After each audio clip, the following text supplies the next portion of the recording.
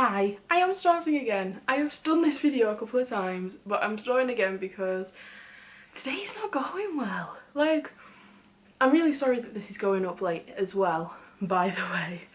I've just not been feeling well this week and I've had a bit of a random week. I got my results from uni of my degree. I went on a night out. My friend has switched placements now, so now she's actually living away for a week, which is a bit weird. We've been watching a load of football. Oh, it's just been a weird one. And obviously Brexit. Oh yeah, and today is just, it's just weird. Like, I got up at 8 to do this so that it'd be up around lunchtime, like the plan is that it's up at lunch. And it just hasn't happened. The shower's been bust. Everything was dead and I couldn't plug in the light. It's just all going wrong today, guys. But anyway, enough about me. How are you? How was your weekend? I hope it was really good. I just stayed in and had a little pity party for myself because I didn't feel great. But yeah, anyway, let's talk about this book. I am loving this book. Oh, I am loving this book. This is like, it's just a whole new experience of book. Let me explain. So, as I've told you, there's Jude and Noah and they are twins, and like from what Jandy said, they're a bit artistic-y, just artistic, that will do. They are artistic and yeah, they're just so interesting as characters, and Noah in particular reminds me of me when I was younger. Like, the book is from Noah's point of view and Jandy? And Jude's point of view. Noah when he's 13, Jude when she's 16. And obviously because the twins is a 3-month... Oh my god. This is why I started a new video, because I just can't. And Jude's 3 years older, so there's that 3-year time gap in the middle, and that's one of the things I like about it as well, because we deal with the character in that time. So when we go from Noah to Jude, the thing that's happened in those 3 years, Jude's already dealt with. So when we're told about them, we're given no time to deal with them whatsoever. And I think that's a really interesting narrative way to do it, because it doesn't really care about the reader, which I quite like. A lot of people tend to like being talked through their books or whatever, or even a film.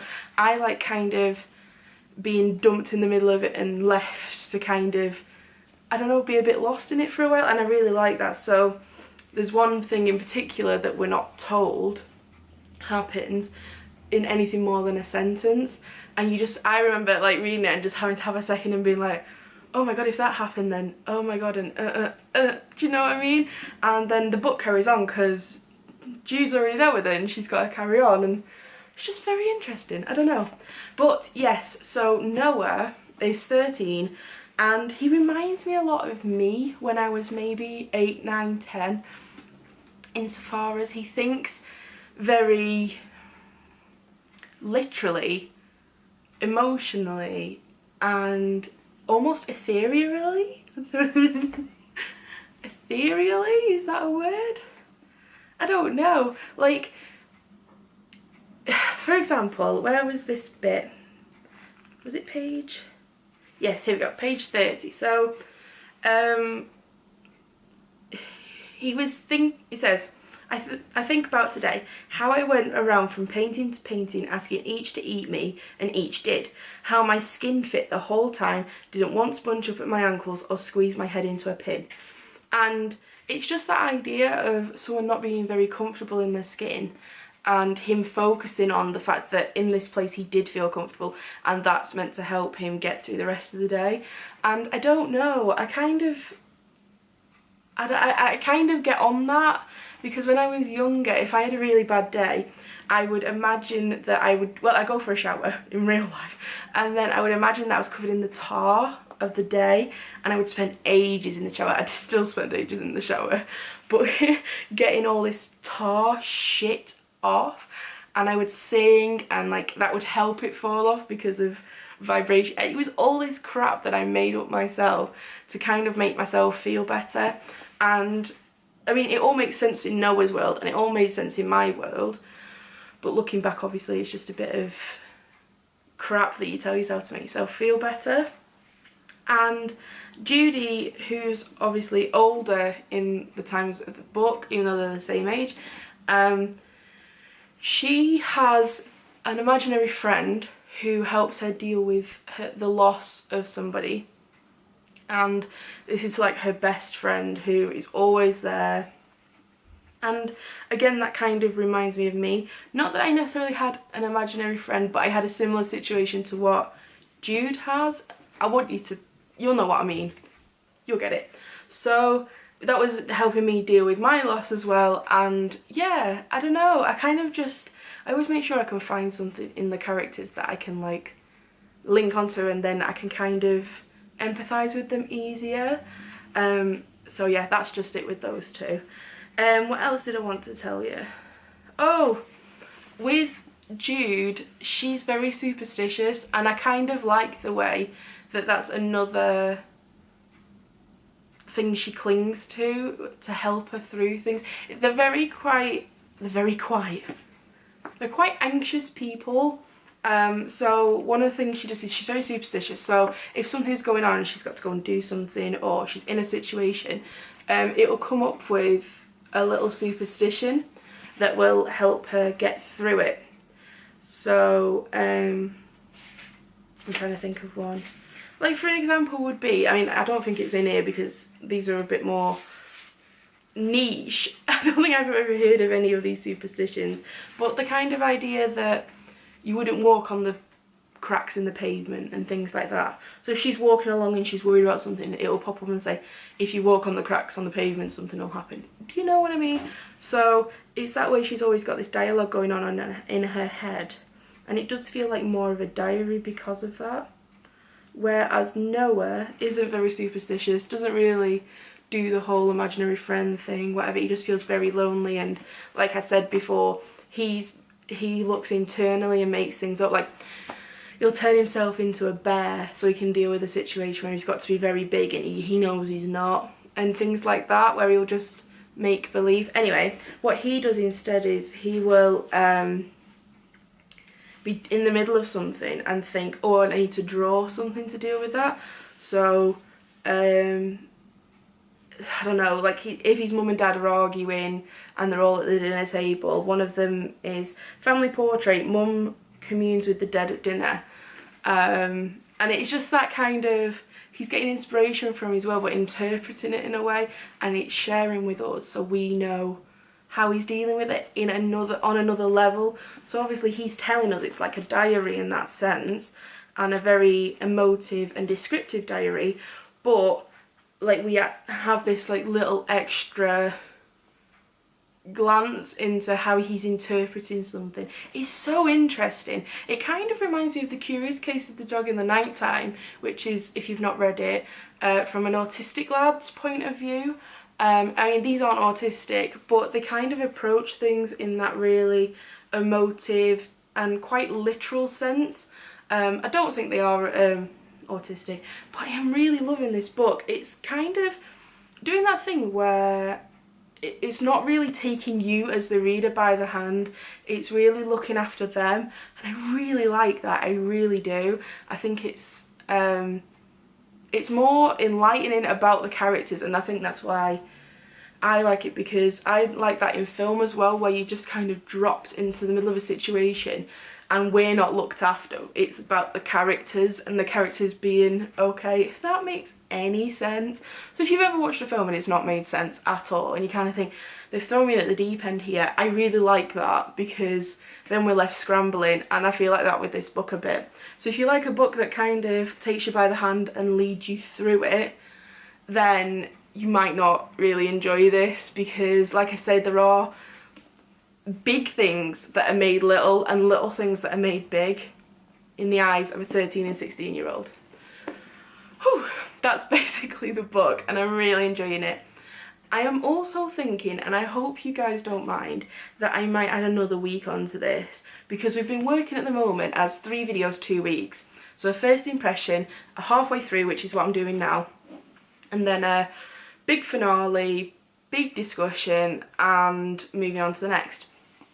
and I was going to ask you very, very nicely if you wouldn't mind adding another week, just because this next week I'm packing all week, the week after I'm moving. So if I add another week in, I've just got that little bit of extra time to get it done, and we can have a really big song and dance about this because it deserves it. I don't want to try and speed read it just to keep up and make sure that next video I'm moving on, because I don't know. I hope you don't mind. It'll mean that I can talk about it in a bit more detail anyway, and obviously you guys who are reading it will know that I've read it instead of like the alternative of just kind of like, oh yeah, the ending kind of, do you know what I mean? Hope you don't mind. But in the last video, something I want to just quickly add on to the end, I stuck a poll in and no one answered it, which is totally fine because I didn't let you know. A couple of people messaged me off the back of what I said in the video, because I said I was going to pick either a film one or a more classic book. I've changed my mind, guys, and I'm really, really sorry. It was an even spread. It was like 2 of 2, 2 of each, so like 4 people voted, which is like really nice of you guys.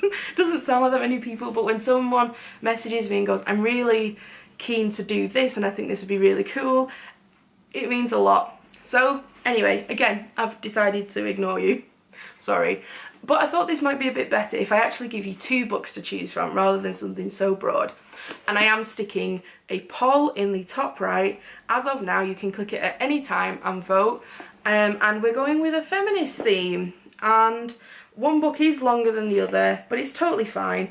Both of them seem so interesting.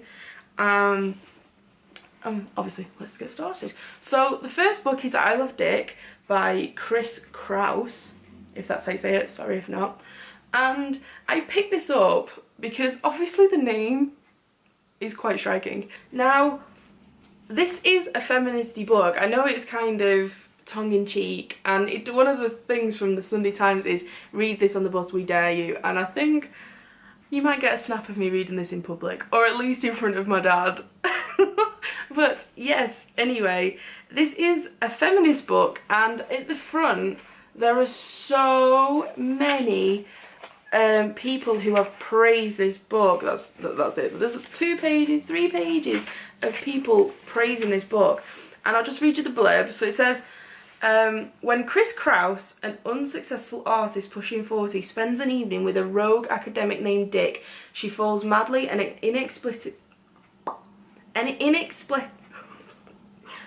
inexplicably in love, enlisting her husband in her haunted pursuit.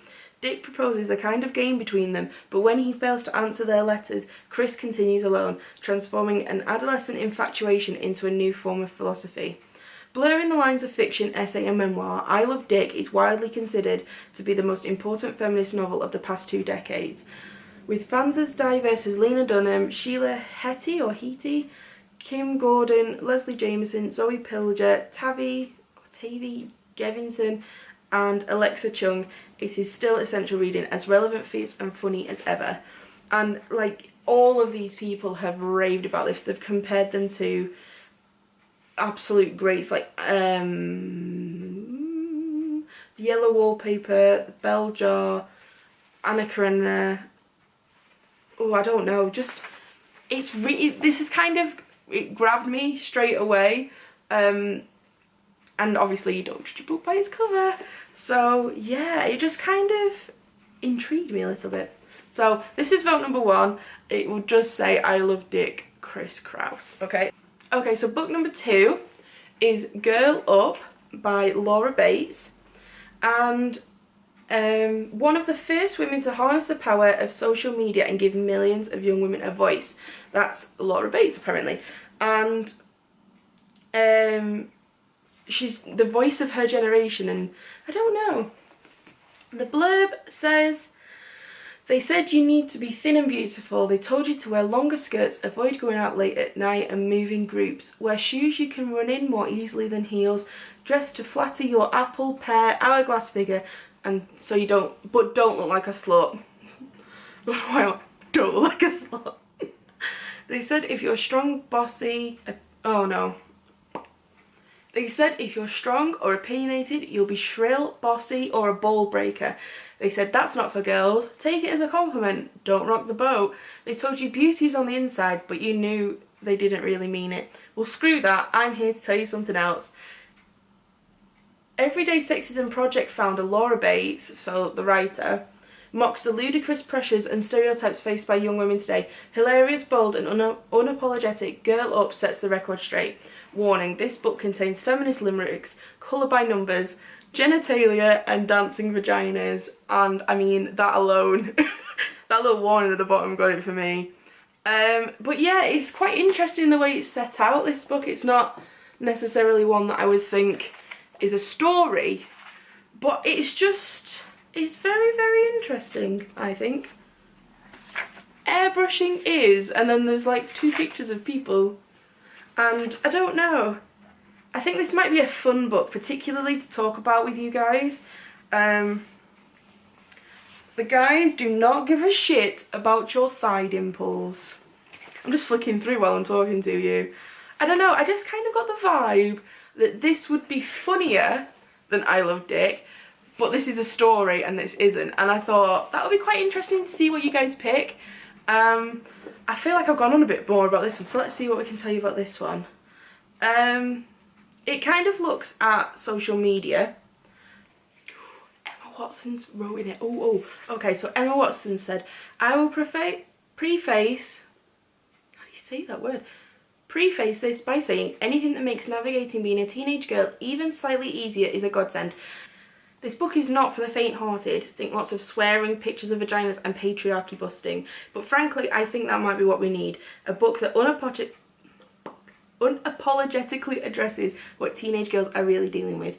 Don't understand what your teenage daughter is going through, or even if you do, how to help her tackle it, then this book is for you and for her. So necessary, so timely, thorough, straightforward, well-researched, intelligent, 0% patronising.